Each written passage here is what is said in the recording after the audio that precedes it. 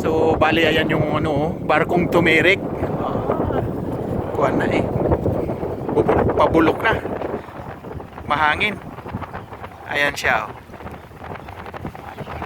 Bali dalawa to, nandun yung isa oh. Medyo maliit yung isa nandun. Nakatirik. Sumadsad daw ito nung unang panahon. Nung 100 years ago yata.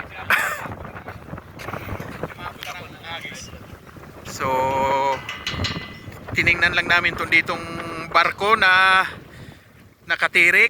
Oh, si Ronnie kasama namin. Pero lilipat kami ng pwesto yata na ano, mababaw yung tubig dito sa may barko. Doon kami sa bandang ano, north area. North area. Sinorvey lang namin yung area dito. Ito yung ship wreck. Tumirik na barko.